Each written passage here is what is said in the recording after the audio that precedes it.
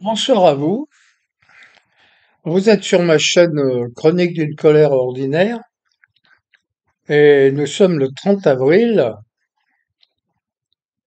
à 1h14 du matin. Alors il s'agit de la conversation impromptue numéro 11.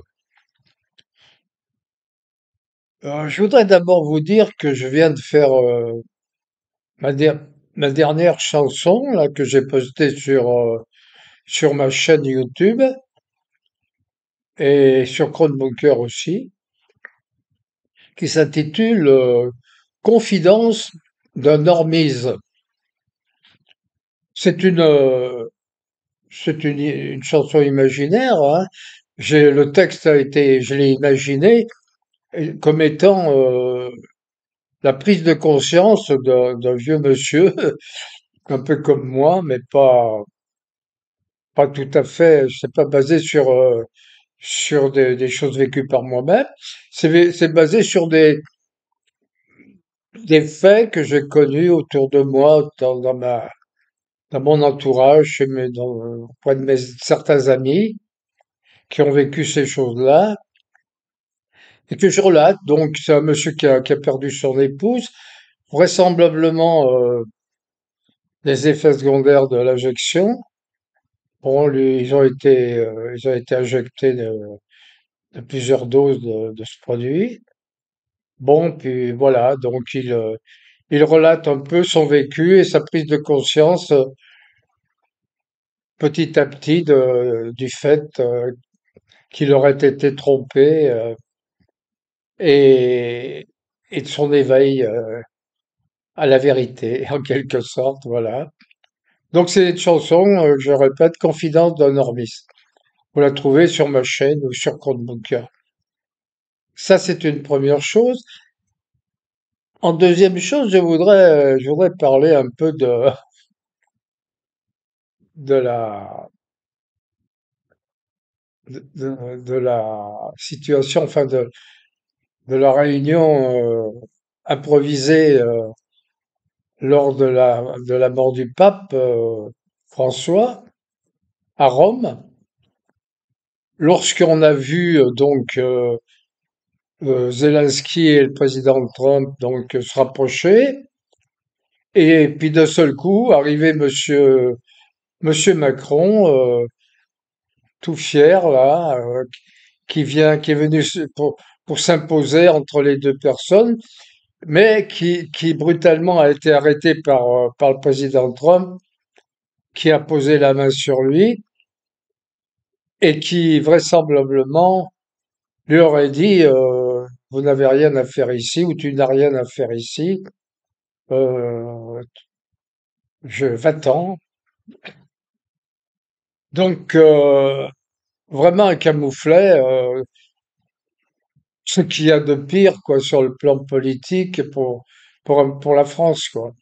C'est en dehors de la personne de cet homme là qui vraiment ne représente plus grand-chose, mais malgré tout il est encore président de la France et en sa personne ce camouflet, on le ressent, quoi. On ressent ça comme une gifle, quoi. Et d'autant qu'en fait, à 2 degrés, parce que on ressent ça en tant que action de lui-même, qui est une action de gamin, une action de gosse qui fait un caprice et qui veut absolument faire partie de la bande de copains qui n'en veulent pas. C'est c'est dramatique de voir ce manque de sérieux, ce manque de maturité de cet homme qui est censé diriger un pays comme la France. Et et puis la réaction du président du plus grand pays du monde, l'un des plus importants pays du monde, qui qui le qui le rejette comme un petit gamin quoi, comme un intrus quoi. C'est dur à supporter de voir.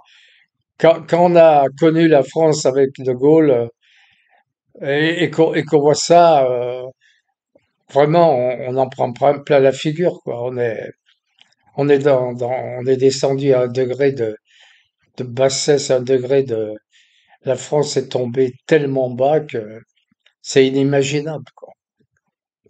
Alors, je voudrais également parler un petit peu de cet horrible attentat, enfin cet horrible crime qui a été perpétré sur Abou Bakr, là, un musulman qui était en prière dans la mosquée, mais surtout parler de la récupération abjecte qui a été faite par la gauche, par l'ultra-gauche, quoi.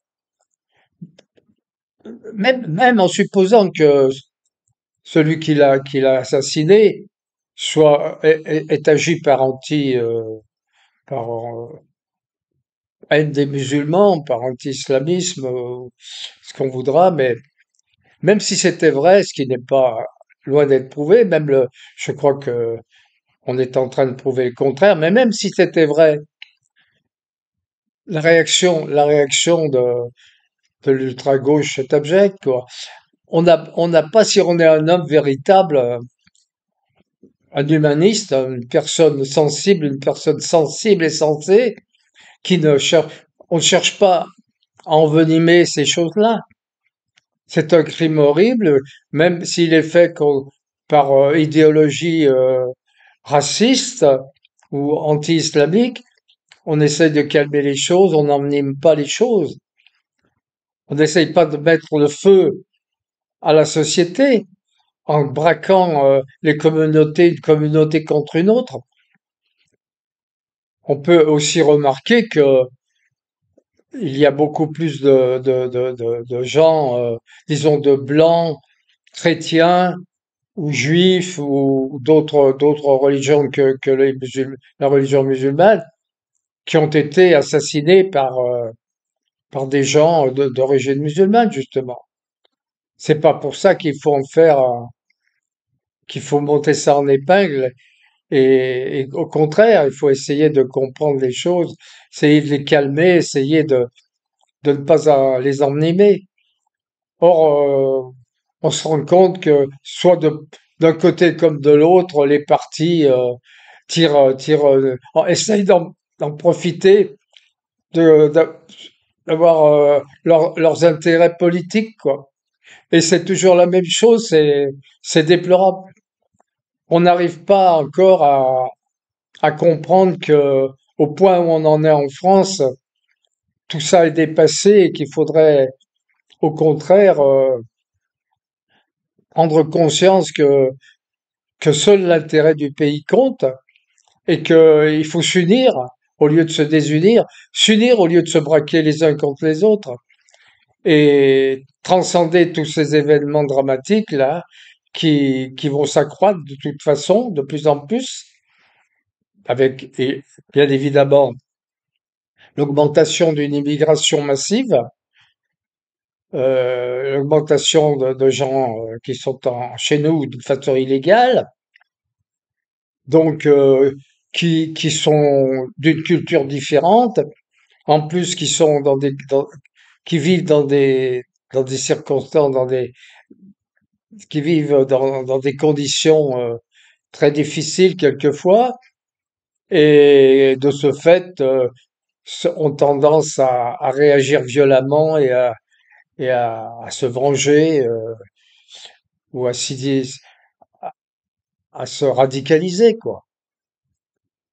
Voilà, je voudrais aussi parler, bon, bah, succinctement, parce que j'ai pas encore bien saisi, je sais même pas si certains le savent, mais les causes du blackout en Espagne et au Portugal.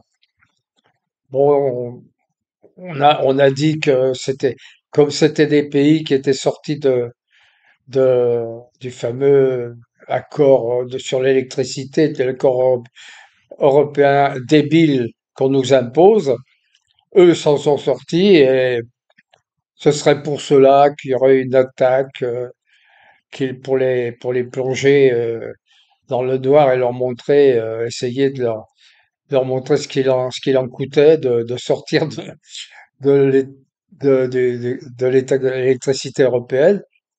D'autres disent que bon, c'est une cyberattaque d'un État étranger. D'autres parlent c'est un problème, ça serait un problème technique de RTE qui ne peut pas, n'a pas pu absorber le surplus d'électricité. Enfin, moi personnellement, je ne sais pas trop.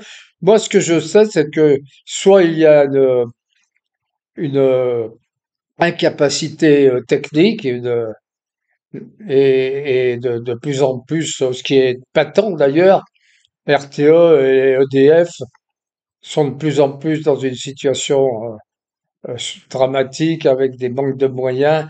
On leur a, on leur, l'Allemagne n'a eu de cesse depuis toujours d'essayer de détruire EDF, ce qu'elle a, à mon avis, réussi à faire, peut-être pas en totalité, mais ce qui ne serait tardé. Et on arrive donc à ces situations avec un fleuron français encore en état de déliquescence, quoi.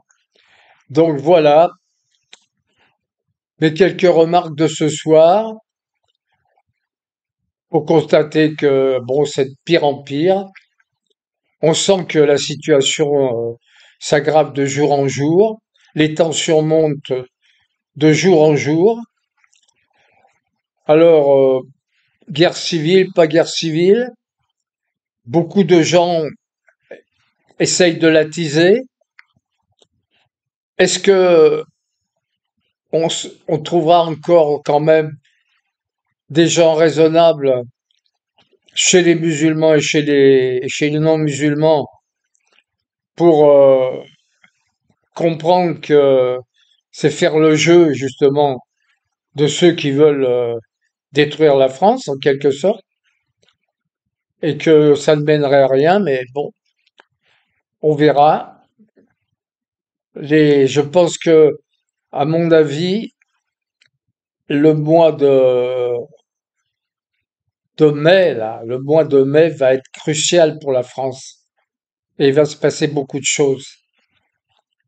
Je ne sais pas dans quelle direction on va aller, mais le mois de mai devrait nous apporter beaucoup de changements et peut-être beaucoup de mouvements dramatiques et de peut-être, peut-être une révolution, c'est beaucoup, ça serait beaucoup, mais des révoltes sporadiques. Enfin, on verra. Advienne que pourra, comme on dit. Bon, ben, merci de m'avoir écouté pour ce petit billet et peut-être à demain. Bonne nuit.